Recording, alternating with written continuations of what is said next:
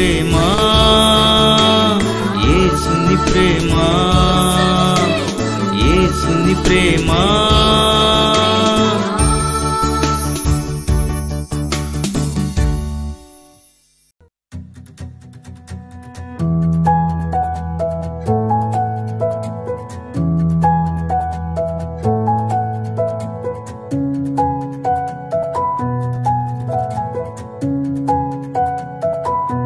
స్తుతి నైవేద్యం.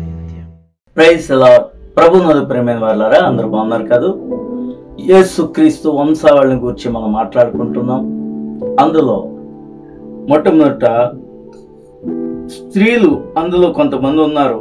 ఆ వంశావళిలో వారు ప్రత్యేకించబడిన వారని, వారు ఎందుచేత యేసుక్రీస్తు వంశావళిలోనికి వారు వచ్చారో ఆ విషయాన్ని మనం ధ్యానం చేసుకుంటున్నాం. ఎందుకంటే క్రీస్తు జననానికి మరి వారు కూడా గొప్ప త్యాగాన్ని చేసి యేసుక్రీస్తు వంశావళిలోనికి రావటం మనం గమనిస్తున్నాం. తామారు కోసం అలాగే రాహాబు కోసం నేర్చుకుందాం. మూడవదిగా 5వ వచనాన్ని చదువుకుందాం. 1వ అధ్యాయం మత్తయి సువార్త 5వ వచనం. నయస్సోను సల్మానును కనెను, సల్మాను రాహాబు నందు బోయజును కనెను, బోయజు రూతు నందు ఓబేదును కనెను, ఓబేదు యెషైను కనెను, యెషై రాజైన దావీదును కనెను. ఇక్కడ మరొక స్త్రీ లేక మూడో స్త్రీ ఎవరు అంటే బోయజు రూతు నందు ఓబేదును కనెను అంటాడు. రాహాబు యొక్క కుమారుడైన బోయజుకు భార్య రూతుగా ఉంది. మరి ఆ విషయాలు మనం ఈ రోజున ధ్యానం చేద్దాం, ప్రార్థన చేసుకుందాం. కృప కలిగిన మా తండ్రి, నీ కృపలో మమ్మల్ని జ్ఞాపకం చేసుకుని నీ దాసుడైన నన్ను మరుగు చేసి ఆత్మచేత సంధించి నా నోటికి నీ మాటలు అందించి నాలుకను వశపరుచుకుని ఈ వాక్యం చెప్తుండగా గ్రహించు హృదయమును ఇదో అర్థం చేసుకునే జ్ఞానమును ప్రతి ఒక్కరికి అనుగ్రహించమని, నీ పరిశుద్ధాత్మ నడిపింపు నీ దాసునికి అనుగ్రహించమని యేసు నామమున ప్రార్థన చేయుచున్నాం తండ్రి, ఆమేన్. యేసుక్రీస్తు వంశావళిలోనికి రావటం అనేది చాలా గొప్ప ధన్యత. అందులో స్త్రీల పేర్లు కొద్ది మంది మాత్రమే వ్రాయబడ్డాయి. ఆ కొద్ది మందిలో మూడవ స్త్రీ ఎవరు అంటే రూతు. ఈమె బోయజుని పెళ్లి చేసుకుంది. మరి మొట్టమొదట ఆమె జీవితాన్ని గురించి మనం చూసుకున్నప్పుడు న్యాయాధిపతుల గ్రంథం తర్వాత రూతు గ్రంథం మనకి కనబడుతుంది. చూడండి, రూతుకి ఉండే మరొక ప్రత్యేకత ఏంటంటే బైబిల్ గ్రంథము అందరి పేర్లు కూడా చాలా మంది పురుషుల పేర్లు, ప్రవక్తల పేర్లు మనకి కనబడతాయి. కానీ ఇద్దరు స్త్రీలు, ఎస్తేరు, రూతు మాత్రమే స్త్రీలు. వారి పేర్ల మీద పుస్తకాలు రాయబడ్డం, అందులో ఒకటి రూతు. కాబట్టి రూతు చాలా ధన్యురాలు. ఆమె ఎందుకు ధన్యురాలైందో ఈ రోజున మనం రూతు గ్రంథాన్ని కొద్దిగా పరిశీలన చేస్తే ఆమె కోసం మనకి తెలుస్తుంది. రూతు గ్రంథంలో 1వ అధ్యాయంలో 2వ వచనంలో అంటాడు, ఆ మనిషిని పేరు ఎలీమెలకు, అతని భార్య పేరు నయోమి, అతని ఇద్దరు కుమారుల పేర్లు మహలోను, కిలియోను. వారు యూదా బెత్లెహేం వారైన ఎఫ్రాతీయులు. వారు మోయాబు దేశమునకు వెళ్లి అక్కడ కాపురం ఉండిరి.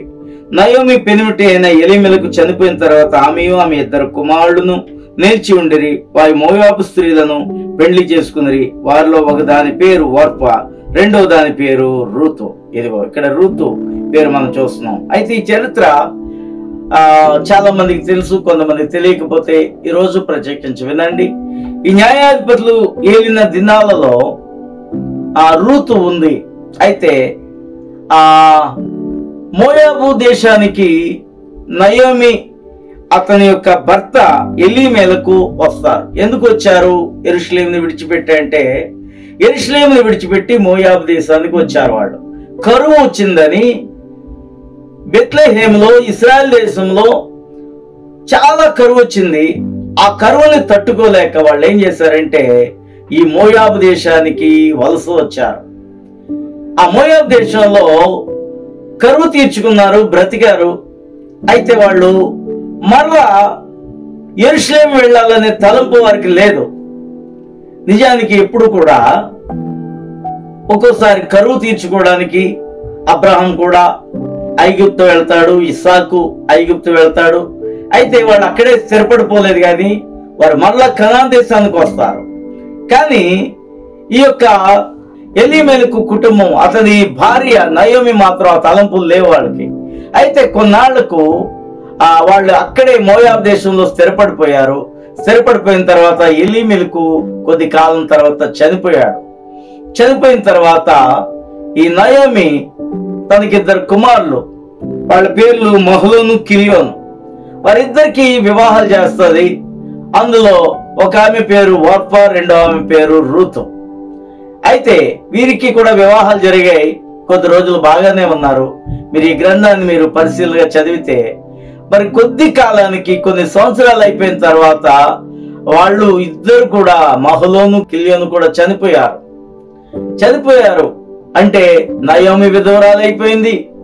అలాగే ఆమె కోడళ్ళు ఇద్దరు ఓర్ఫా, రూతు కూడా విధవరాళ్ళు అయిపోయారు.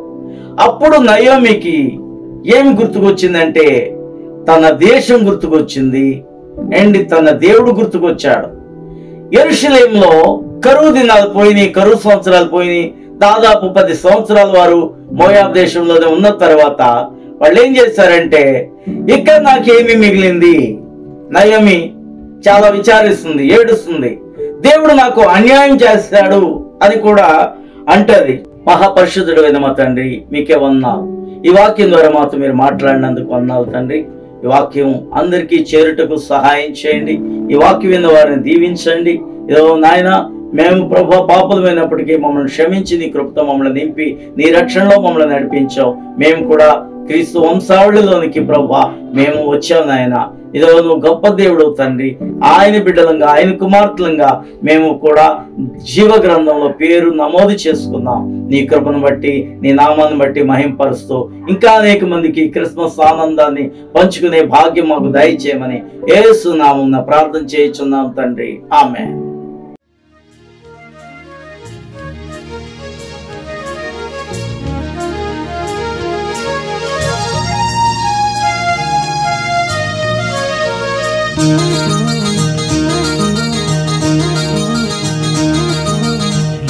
మంచి యేసయ్యా నా కోసమే పుట్టినయ్యా, మా మంచి యేసయ్యా నా కోసమే పుట్టినయ్యా. భూమికే తెంచెను, నన్ను ప్రేమించెను. భూమికే తెంచెను, నన్ను ప్రేమించెను. నా పాప బంధాలన్నీ తెంచి వేసేను.